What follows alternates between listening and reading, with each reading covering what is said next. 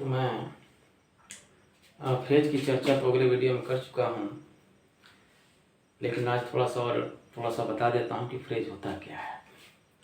बहुत से बच्चों को ये बात समझ में नहीं आती है कि फ्रेज होता क्या है। आज मैं फ्रेज के प्रकार आपको पढ़ाऊँगा कि फ्रेज कितने प्रकार के होते हैं, लेकिन थोड़ा सा डिफिनीशन भी बता देते हैं फ्रेज की। फ्रेज का मतलब जो है वाक्यांश होता है, शब्दों का एक ऐसा समूह जिसका पूरा अर्थ ना निकले, केवल आधे अधूरे निकले, वो फ्रेज होता है। अगर पूरा निकल जाता है तो सेंटेंस हो जाएगा। तो group of word which does not give complete meanings is called phrase. अगले वीडियो में मैं आपको बता चुका हूँ, लेकिन थोड़ा सा एग्जाम्पल देख लीजिए। जैसे मान लीजिए कोई हम ट्रांसलेशन बना रहे हैं, माई मदर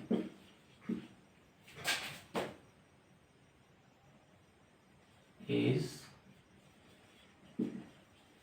eating apples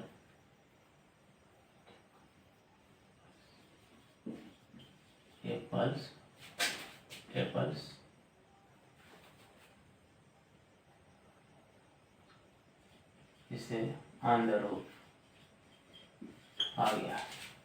मेरी माता जी जो है इज ईटिंग, खा रही है एप्पल्स, मैंने से ऑन द रोड मैंने छत।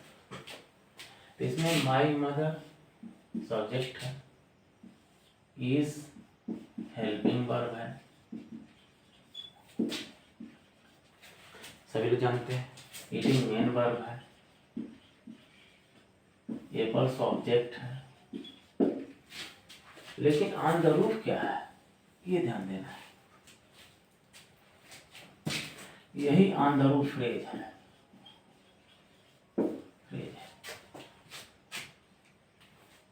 ऑन द रूफ फ्रेज है, यही फ्रेज है, इसकी चर्चा हो रही है। थोड़ा सा एग्जाम्पल और लिख लेते हैं।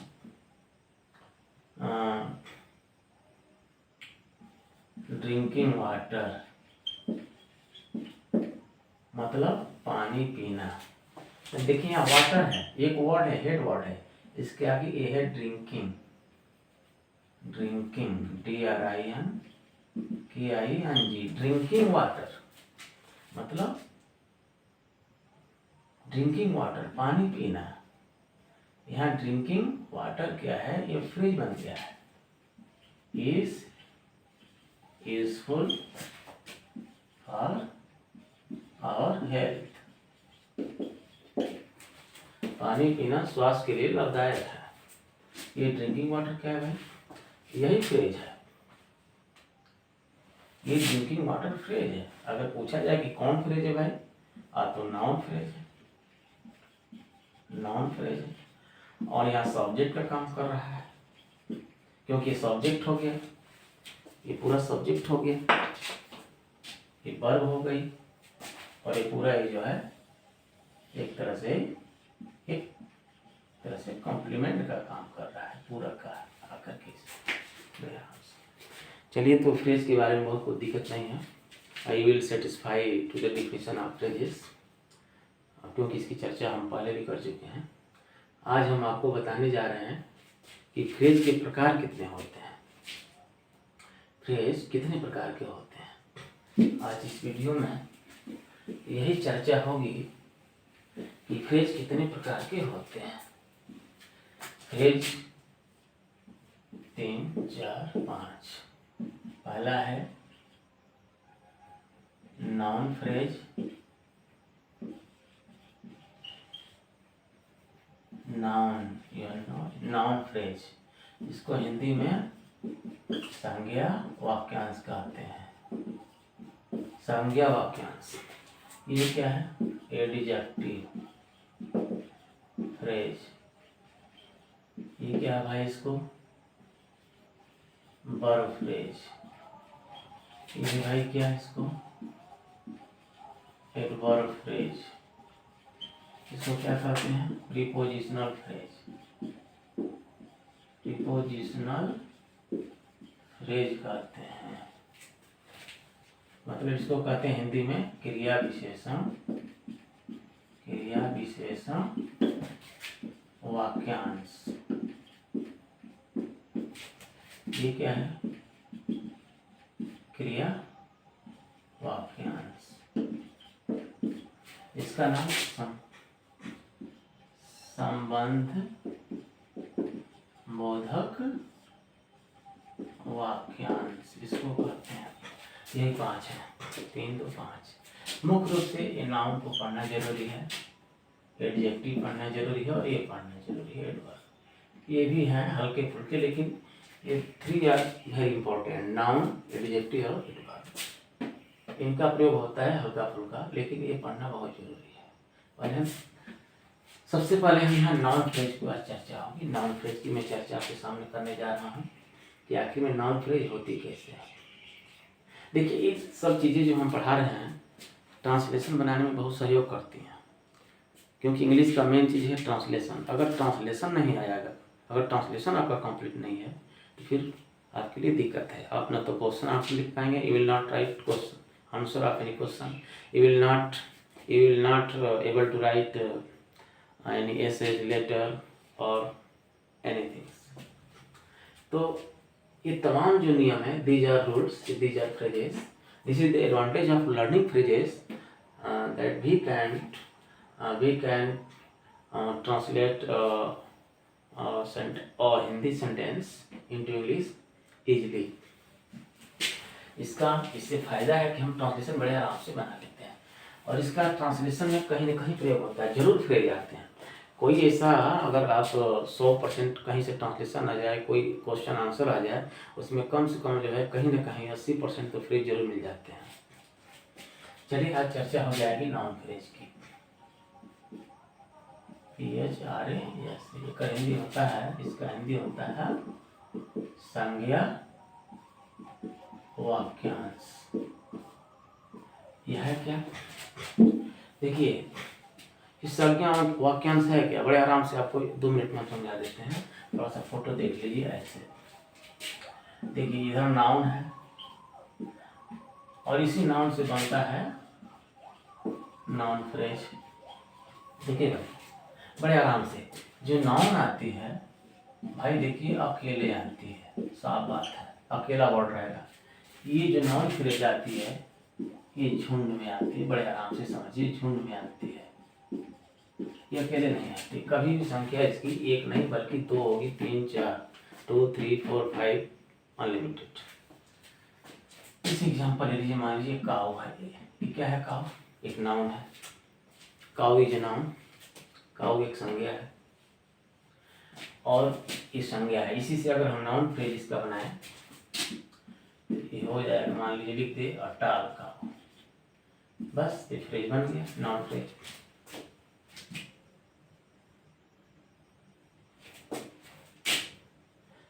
तो ये नाउन फ्रेज बन के तैयार हो गया, क्योंकि इसमें ए आ गया, टाल आ गया और काऊ आ गया।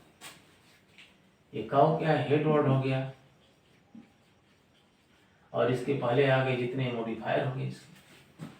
तो थोड़ा सा ये बताना आपको जरूरी है कि नाउन फ्रेज के अंदर ये होता है कि जैसे मान लीजिए ये काऊ है, तो काऊ के पहले भी या काऊ के बाद में भी, मैंने कोई भी वर्ड आ जाए, मान लीजिए कोई नाउन आ जाए, तो इसके पहले भी मॉडिफायर होते हैं, मॉडिफायर।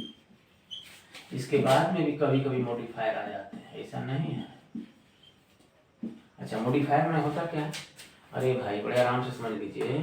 मॉडिफायर का मतलब विशेषता बतलाने वाले, विशेषता बताने वाले, बताने वाले। इधर भी वही होते हैं, विशेषता बतलाने वाले, बताने वाले होते हैं।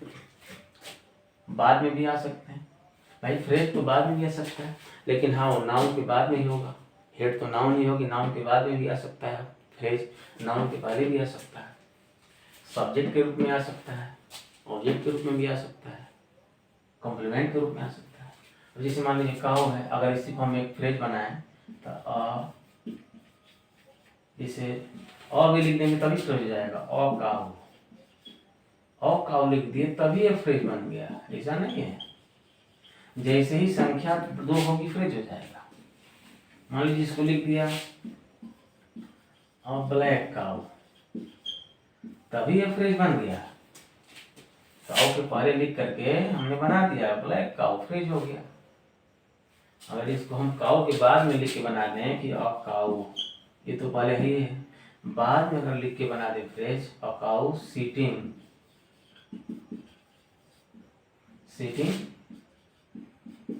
इन द हाउस, घर में बैठी हुई एक गाय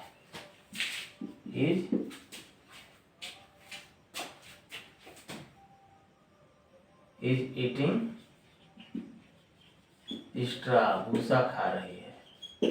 हम देखिए गाय सिटिंग इन द हाउस, घर में बैठी हुई ये गाय इज ईटिंग खा रही है स्ट्रा में भूसा, तो घर में बैठी हुई गाय भूसा खा रही है। तो यहाँ देखिए, यहाँ पर ये तो हम पहले ही बताए थे कि ये भी आ गया। ऐसे भी कभी कभी फ्रेज हेड वर्ड के पहले भी आ जाते हैं, ये भी प्री मॉडिफाई के रूप में। काउ के बाद में भी मैंने आपको दिखा दिया। सिटिंग माने बैठी हुई, इन माने में, द हाउस माने घर में। तो घर में बैठी हुई एक गाय इज ईटिंग स्ट्रा, भूसा खा रही। तो हम कहने का मतलब ये है मित्रों कि जो फ्रेज होता है वो किसी हेड वर्ड के पहले भी आ सकता है या फिर हेड वर्ड के बाद में भी आ सकता है और सेंटेंस को बड़ा बनाने का काम करता है। फ्रेज क्या होता है? Phrase, what is the advantage of phrase, what is the function of phrase? Phrase क्या करता है? अरे भाई, किसी सेंटेंस को लंबा बनाने का काम करता है, किसी सेंटेंस को लॉन्ग बनाने का, उसको थोड़ा सा और उसके बारे में डिटेल जानकारी देता है, उसके बारे में बताता है, उसको लंबा बनाने का काम करता है। अब जैसे ये डिटेल दे रहा है कि ये गाय है लेकिन घर में बैठी हुई है, तो पूरा डिटेल देने का काम जो है फ्रेज करता है। मतलब कुल मिला के एक सेंटेंस को जो है कह लीजिए लंबा बनाने का काम, चाहे हेड वर्ड के बारे में कुछ जानकारी देने का काम जो है फ्रेज करता है। फ्रेज कहीं भी आ सकता है, मेन वर्ड के पहले भी आ सकता है, मेन वर्ड के बाद में भी आ सकता है। जैसे दिखा दिया मैंने, cow sitting in the house, घर में बैठी हुई एक गाय, ऐसे भी लिख सकते हैं। ये पूरा बन गया बड़े आराम से, सब्जेक्ट हो गया। यही फ्रेज है। बड़े आराम से समझिए कि फ्रेज है क्या। फ्रेज एक झुंड बन जाता है। हाँ, नाउन का यहाँ तक सवाल है। अगर एक वर्ड है तो नाउन, और डबल हुआ तो नाउन फ्रेज, ट्रिपल हुआ तो नाउन फ्रेज, अगर 4 हो गया तो नाउन फ्रेज। जैसे ही संख्या बढ़ेगी वो फ्रेज का रूप पकड़े। हाँ, तो नाउन फ्रेज को कैसे पहचानेंगे? देखिए, नाउन फ्रेज को पहचानने का तरीका है कि जब भी होगी नाउन फ्रेज वो हमेशा वाक्य में नाउन का ही काम करेगी। ध्यान देना है, जिस तरह से कोई भी नाउन वाक्य में नाउन का काम करती है, मतलब कभी सब्जेक्ट का, कभी ऑब्जेक्ट का, कभी कॉम्प्लीमेंट का, कभी ऑब्जेक्ट टू प्रीपोजिशन का काम करती है, उसी तरह से नाउन फ्रेज माने जो काम नाउन करती है वही काम नाउन फ्रेज करती है। बस अंतर है कि नाउन अकेले होती है, नाउन फ्रेज झुंड में आती है। ध्यान देना है, झुंड में आती है। बस जहाँ देखिए फ्रेज, जहाँ भी देखिएगा मानिएगा कि झुंड में। हाँ, फ्रेज का अंतर, फ्रेज के अंदर की खासियत है कि फ्रेज का मीनिंग नहीं आ पाती है, फ्रेज का कंप्लीट मीनिंग नहीं आ पाती है। बस ये ध्यान देना है, नहीं तो अगर कंप्लीट मीनिंग आ जाए तब तो सेंटेंस हो जाएगा। चलिए, तो मैं आपको दिखा दिया नाउन फ्रेज के बारे में। थोड़ा सा और एग्जांपल दिखाते हैं कि नाउन फ्रेज किस तरह से जो है सब्जेक्ट का काम करते हैं। पहला हम दिखाते हैं नाउन फ्रेज कर्ता का काम कैसे करती है। कर्ता के रूप में आती है, कैसे? सब्जेक्ट के रूप में कैसे आती है भाई, दिखाते हैं हम आपको। जैसे सब्जेक्ट के रूप में भी हम आपको बड़े आराम से दिखाएंगे, ऐसा नहीं है। जैसे कि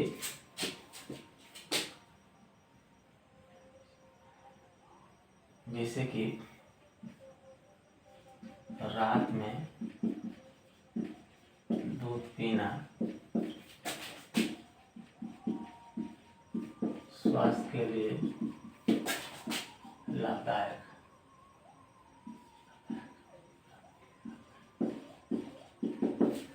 रात में दूध पीना स्वास्थ्य के लाभदायक है। चलिए, अब देखिए सेंटेंस को बनाना है। कैसे बनेगा? इसमें कहीं ना कहीं नाउन फ्रेज का काम है।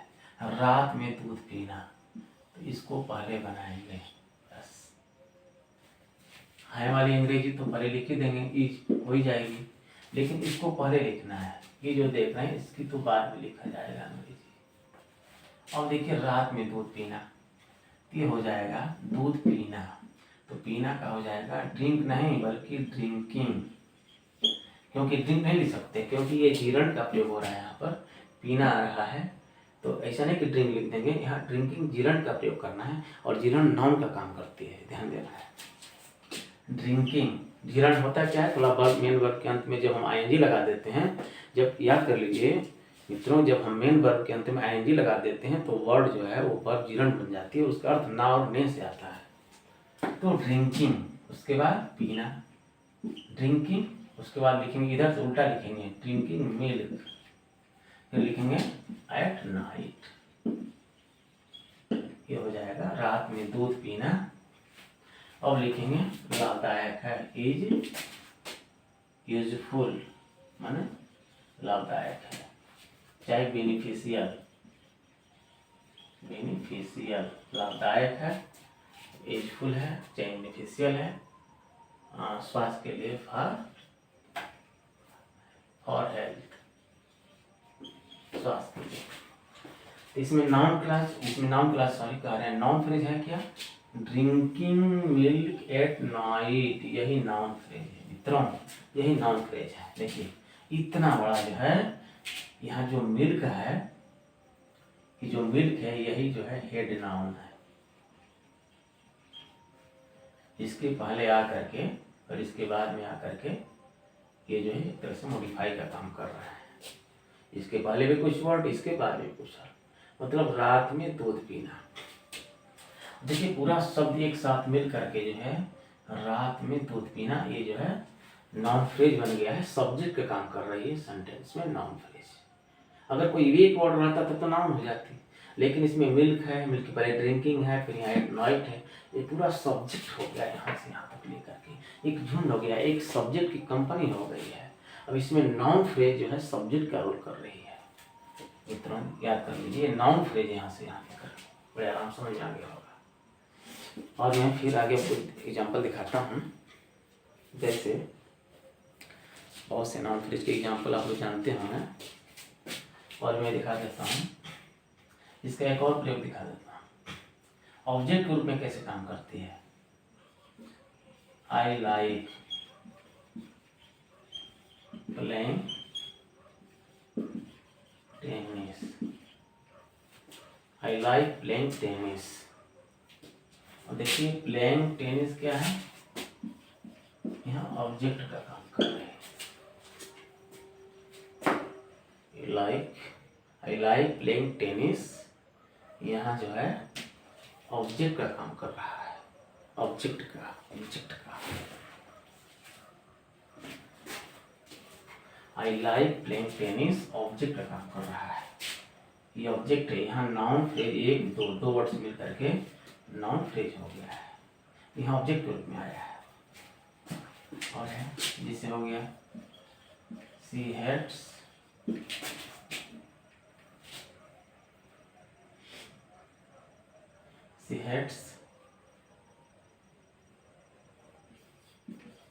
टेकिंग वाइन, और यहाँ टेकिंग वाइन क्या है, ये नाउन फ्रेज है लेकिन ऑब्जेक्ट के रूप में आया है, ये नाउन ऑब्जेक्ट के रूप में आई है, ये ध्यान देना है। जैसे माई फ्रेंड मेरा मित्र refused to go to Allahabad या प्रयागराज, मेरा मित्र जो है इलाहाबाद जाने से इनकार कर दिया है। तो यहाँ रिफ्यूज के बाद गो टू आया है, ये ऑब्जेक्ट के रूप में आया है नाउन फ्रेज, यहाँ एक गो है टू है इलाहाबाद है, इसमें कई वर्ड आए हैं, वर्ड मिल करके नाउन फ्रेज बन गए हैं, ये पूरा फ्रेज है। और बाकी अगर आप जानना चाहते हैं कि माई फ्रेंड क्या है, तो भाई तो सब्जेक्ट है, सब जानते हैं, बड़े आम, आप शुरू से ही जानते हैं कि भाई सब्जेक्ट है, जो कार्य में सेंटेंस में जो कार्य व्यक्ति कर रहा है वो सब्जेक्ट है, माई फ्रेंड सब्जेक्ट है, रिफ्यूज वर्ब है, तो बाकी सब है क्या। अरे भाई तो मेन वर्ब के बाद जो शब्द का जो समूह आता है और सेंटेंस को जो लंबा बनाता है वो फ्रेज ही ना होता है। ये तो बात बच्चे जान नहीं पाते हैं, ये तो जो जान नहीं पाते हैं। ये तमाम जो प्लेइंग टेनिस है, टेकिंग वाइन है, टू गो टू इलाहाबाद, ये क्या है? ये फ्रेज ही है। सेंटेंस को लंबा बनाने का काम फ्रेज ही करते हैं। कभी सब्जेक्ट के रूप में ये जो नाउन फ्रेज आती है, कभी सब्जेक्ट के रूप में, कभी ऑब्जेक्ट के रूप में आती है, कभी कॉम्प्लीमेंट के रूप में आती है। सेंटेंस को कुल मिलाकर के फ्रेज लंबा बनाने का काम करते हैं। जहाँ तक नाउन फ्रेज का सवाल है, नाउन फ्रेज वाक्य में जो है एक तरह से संज्ञा का ही काम करती है, कभी सब्जेक्ट का, कभी ऑब्जेक्ट का। ये आप लोगों को समझ में आ गया होगा नाउन फ्रेज।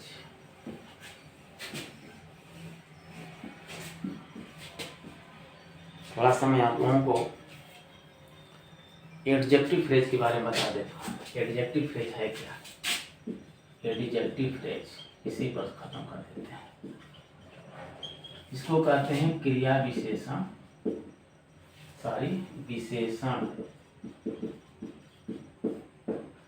विशेषण वाक्यांश। ये क्या है?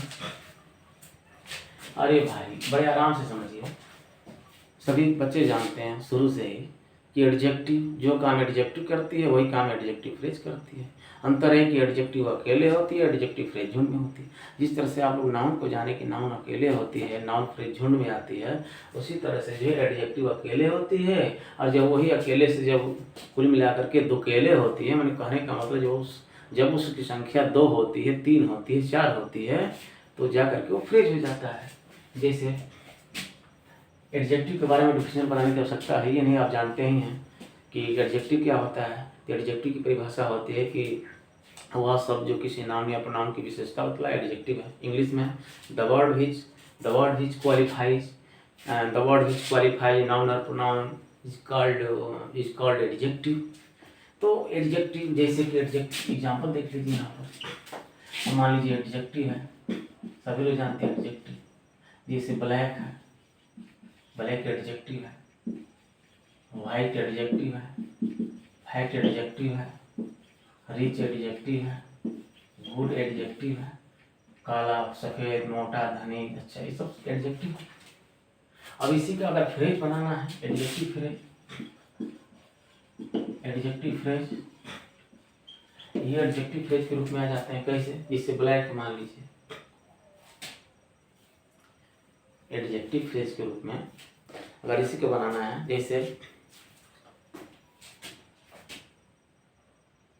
जिसे कहा जाए दिस इज ए ब्लैक काऊ, यह काली गाय है मान लीजिए। एग्जाम्पल है, समझा देते हैं आपको। जैसे this is a black cow, adjective phrase हम दिखा रहे हैं आपको। एडजेक्टिव फ्रेज अभी नहीं है, अभी तो यहाँ एडजेक्टिव है, लेकिन इसको हम फ्रेज बना के दिखाते हैं। फ्रेज बना के कैसे? दिस इज ए ब्लैक काऊ, तो इसको हम ये भी लिख सकते हैं कि दिस इज ए काऊ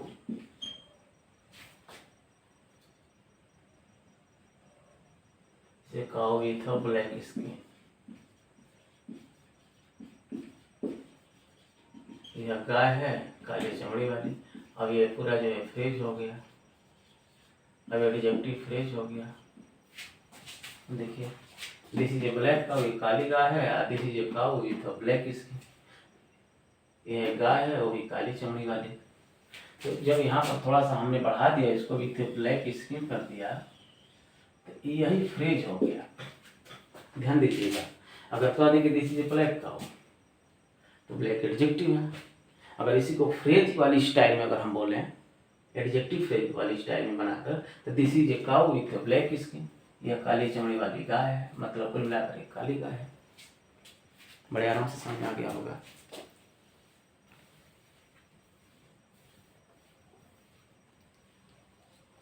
इसे कहा जाए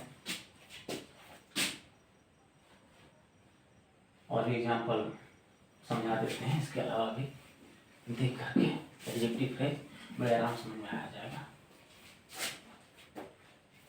इसे कहा जाए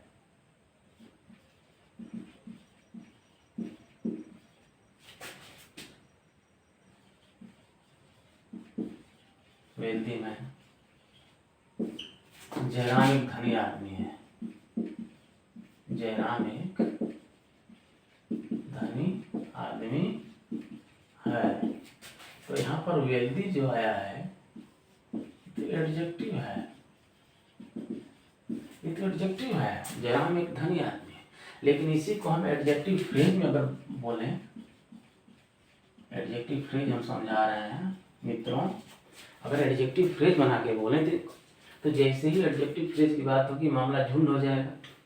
क्योंकि मैं बोला हूँ बार बार आपको कि फ्रेज का जहाँ भी नाम आए आपको दिमाग में होना चाहिए कि फ्रेज अच्छा वो झुंड वाला मामला, झुंड वाला मतलब शब्दों का झुंड, ग्रुप ऑफ वर्ड्स, चाहे नाउन फ्रेज हो, एडजेक्टिव कोई भी फ्रेज हो, जहाँ फ्रेज की बात आए समझिए झुंड हो, लेकिन उस झुंड का कोई फुल मीनिंग नहीं आता है। देखिए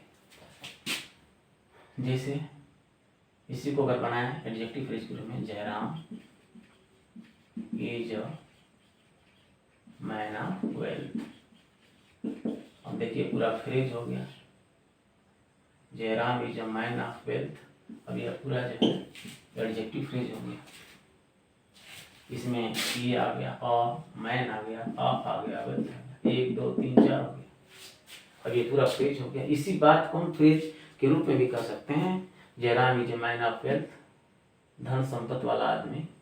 जयराम एक धन संपत्ति वाला आदमी है, मतलब जयराम एक धनी आदमी, सेंस वही कह रहा है। इसमें कि जयराम एक वेल्दी मैन, इसमें कह रहा है कि जयराम एक धनी आदमी है। इसमें कह दिया कि जयराम एक धन संपत्ति वाला आदमी है, मतलब धनी आदमी है। यही सब चीजें हैं। इस और एग्जाम्पल है,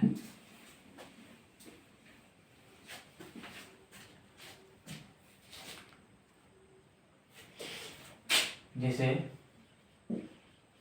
the magistrate was a kind man. अब देखिए काइंड आ गया, मजिस्ट्रेट एक दयालु आदमी था। ये काइंड क्या है? एडजेक्टिव है, एडजेक्टिव है। लेकिन इसी को अगर हम फ्रेज बनाएं तो क्या बना के बोलेंगे? द मजिस्ट्रेट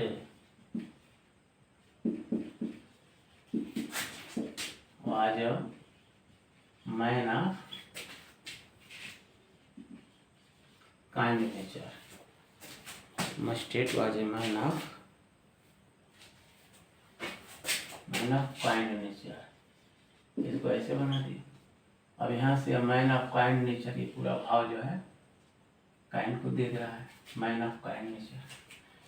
और यहाँ पर पूरा जो है इसको बड़े आराम से जो है क्वालिफाई कर दे रहा है, ये पूरा इसको क्वालिफाई कर रहा था।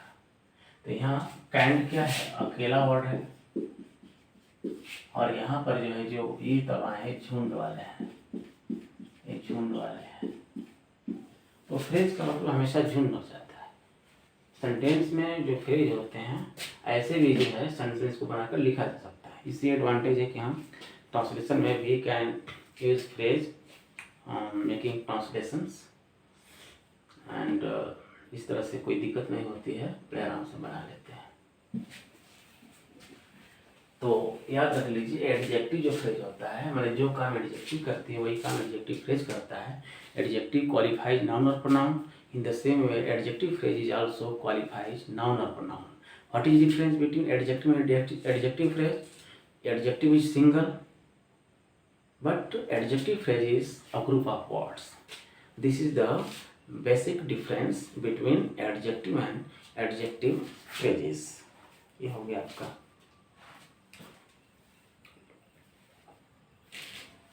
जैसे जैसे हो गया, जैसे और मैं दिखा रहा हूँ,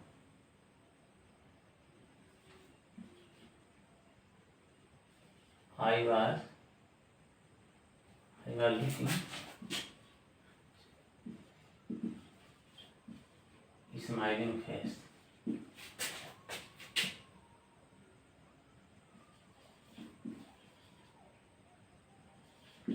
I was looking a smiling face. मैं एक स्माइलिंग फेस देख रहा था।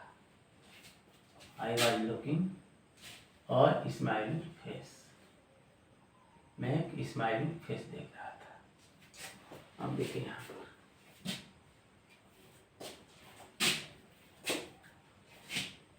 लेकिन इसमें क्या है, स्माइलिंग फेस। वैसे तो फ्रेज रूप में आ गया है, वैसे कोई एग्जाम्पल नहीं बढ़िया मिल पाया। I was looking smiling face, मैं एक स्माइलिंग फेस को देख रहा था। यहाँ पर जो है यहाँ पर एक वर्ड ना आकर के जो है ये पूरा फ्रेज के रूप में आ गया है, एडजेक्टिव फ्रेज के रूप में आ गया है।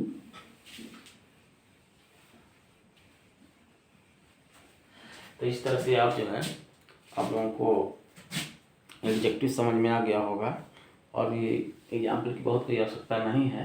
एडजेक्टिव फ्रेज से आप सेटिस्फाई होंगे।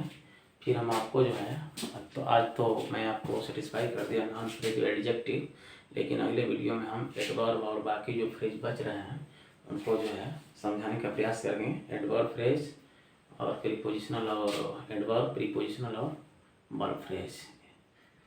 इसके बाद इस तरह से यदि आप लोगों को मेरा वीडियो अच्छा लगा है तो लाइक करिएगा और शेयर करिएगा।